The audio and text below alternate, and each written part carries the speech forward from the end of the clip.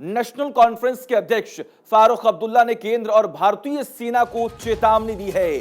फारूक अब्दुल्ला ने कहा है कि केंद्र सरकार और सेना जम्मू कश्मीर के चुनाव में दखल न दे, वरना यहां तूफान आ जाएगा। कभी सेना कश्मीर के लोगों को वोट नहीं डालने देती थी।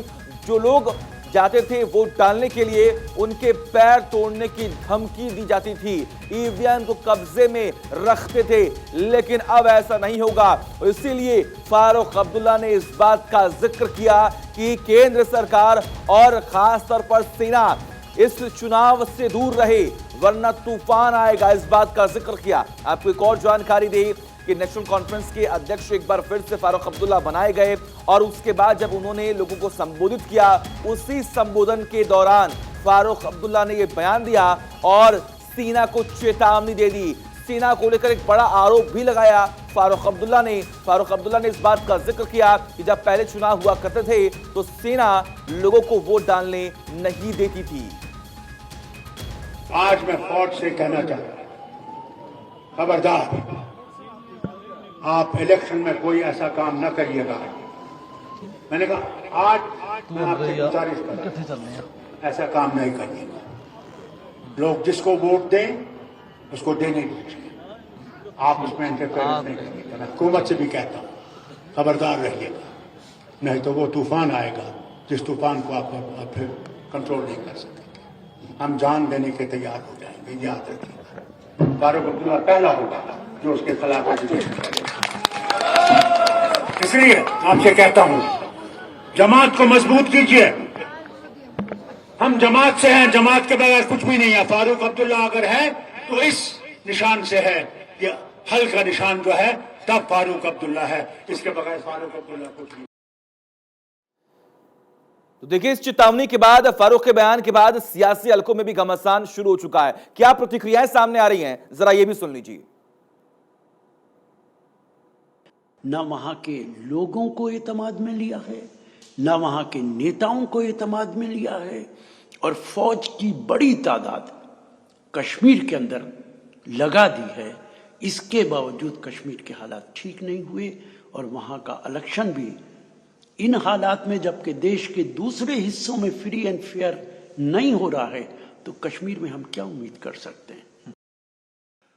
इतने दिनों बाद आपको याद आ रही है, और क्या क्या प्रसंग है। वैसे वो बहुत जिम्मेदार व्यक्ति हैं, लेकिन उनको ये समझना चाहिए कि उनके इस बयान के कई अर्थ लगाए जा सकते हैं। और मैं समझता हूँ भारत की आर्मी कभी भी कोई ऐसा गैर जिम्मेदाराना काम नहीं करती है।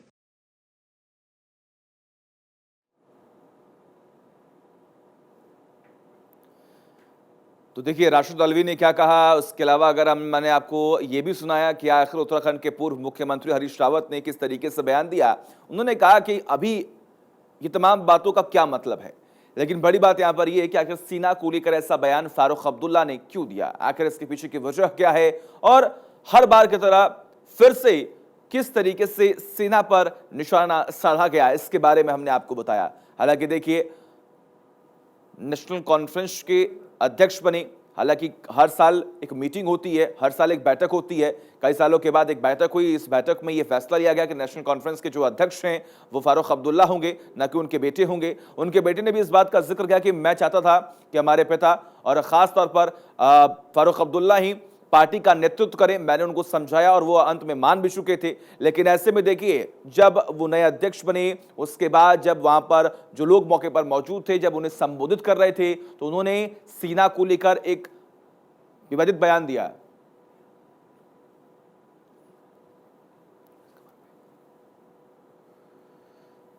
और देखिए, एक बार सीधा रुख करते न्यूज रूम का, जहां पर हमारी सहयोगी सुरभि हमारे साथ बनी हुई है। सुरभि, देखिए, नेशनल कॉन्फ्रेंस को लेकर हमेशा से ही कोई ना कोई बयान सामने आते हैं। कोई ना कोई बयान जब फारूक अब्दुल्ला देते हैं तो लगातार सुर्खियों में रहते हैं। लेकिन सेना को लेकर जिस तरीके से वो तल्ख टिप्पणी करते हैं, इसके क्या मायने हैं?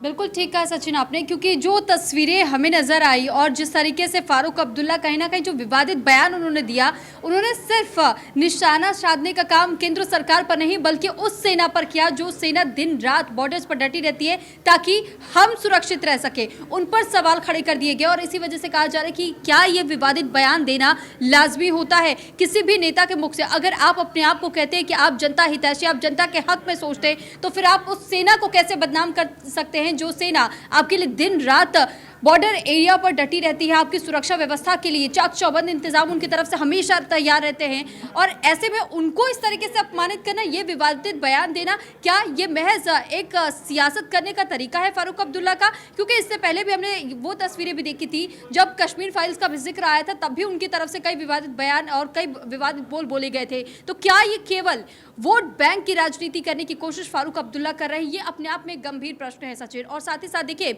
जब वो कहीं बातचीत करने जा रहे हैं तो वो खुले तौर पर ये कह रहे हैं कि केंद्र सरकार और सेना इसमें बिल्कुल भी दखल ना दे। यानी क्या वो सिर्फ एक छत्र राज चलाना चाह रहे हैं, वो बाहर का रास्ता केंद्र सरकार को? क्या वो कश्मीर को अब भी भारत का हिस्सा नहीं मानते हैं, जबकि भारत का अभिन्न अंग है कश्मीर? ये चीज तो उन्हें बाकायदा समझनी चाहिए कि सेना और केंद्र सरकार को आप इस तरीके से विवादित बयान देकर के अपमानित कैसे कर सकते हैं। सचिन, बिल्कुल सही कहा आपने सुरभि। और देखिए, बार बार इसीलिए कहीं ना कहीं आरोप भी लगते हैं कि आखिर बेवजह सियासत करने का मौका फारूक अब्दुल्ला को चाहिए, क्योंकि देखिए काफी दिनों से अगर हम देखें तो वो नजर नहीं आ रहे थे, ना उनके बयान कहीं ना कहीं सामने आ रहे थे। लेकिन इसी बीच देखिए किस तरीके से जब ये मीटिंग होती है, बैठक होती है, नए अध्यक्ष बनते हैं, जब सामने आते हैं तो एक अलग तेवर उनके सामने देखने को मिलता है। वो कहते हैं कि देखिए पिछला जो चुनाव हुआ था, पंचायत चुनाव हुआ था, हमने उस चुनाव का बहिष्कार कर दिया था, लेकिन वो गलती थी हमारी। लेकिन अब वो क्या मान चुके हैं कि अब चुनाव लड़ेंगे, जीतेंगे। और जम्मू कश्मीर की जो हालत है, जैसा वो कह रहे हैं कि खराब है, लोग परेशान हैं, मुसलमान हो या फिर और कोई भी धर्म के लोग हों, वो इस सरकार से परेशान हैं, सेना से परेशान हैं। बिल्कुल, क्योंकि इसीलिए मैंने सचिन ने इस बात का जिक्र भी किया कि शायद ये एक कोशिश है फारूक अब्दुल्ला की तरफ से अपनी राजनीति चमकाने की, क्योंकि फारूक अब्दुल्ला लगातार ऐसे बयान देते रहते हैं। उनको पता है कि अगर मैं कश्मीर में इस वक्त मौजूद हूँ तो मुझे किस वोट बैंक को कैसे अपनी ओर खींचना है, और वो शायद इसी वजह से उन्होंने जानबूझ करके निशाना किया है सेना पर या केंद्र सरकार पर, क्योंकि हर कोई जानता है कि हिंदुत्व की राजनीति के लिए हमेशा से आरोप लगाया जाता है बीजेपी पर। और ऐसे में जब फारूक अब्दुल्ला, क्योंकि पहले से वो कश्मीर की सत्ता को संभाल चुके हैं एक बार, तो वो बखूबी समझते हैं कि आखिर लोगों को रिझाना कैसे है, अपनी ओर आकर्षित कैसे करना है। वो वोट बैंक कलेक्टिवली अपने लिए या अपने पूरे परिवार के लिए भी, अगर किसी को वो चुनावी मैदान में उतारते हैं तो फिर उनके लिए कैसे इकट्ठा किया जा सकता है। और शायद ये वही एक रणनीति का जरिया है, वो एक रणनीति आजमा रहे हैं और इसी के तहत में उन्होंने विवादित बयान तो दे दिया, लेकिन शायद वो ये भूल गए कि वो अपमान किसका कर रहे हैं। बिल्कुल सही कहा आपने सुरभि। लेकिन देखिए, सवाल जहन में एक और उठता है। सवाल ये कि जब इतने दिनों तक फारूक अब्दुल्ला की तरफ से कोई बयान नहीं दिए जा रहे थे, और जब भी वो मीडिया के सामने आते हैं वो एक ऐसा बयान देते हैं जिसकी वजह से सेना का अपमान होता है और तमाम लोगों का अपमान होता है। वो बात कहते हैं कि देखिए, हमने जब नेशनल कॉन्फ्रेंस का गठन किया था तो हमने ये सोचा कि किसी भी जाति धर्म के लोगों को दिक्कत नहीं होगी, लेकिन हमेशा से ही जो उनका एक अलग रुख होता है वो सिर्फ एक विशेष धर्म को लेकर होता है। और जब इस वक्त वो बयान दे रहे हैं तो ये साफ समझ में आ रहा है कि कहीं ना कहीं उनकी राजनीति, जो उनका करियर है, कहीं वो खत्म ना हो, इसीलिए वो एक बार फिर से एक्टिव हो रहे हैं।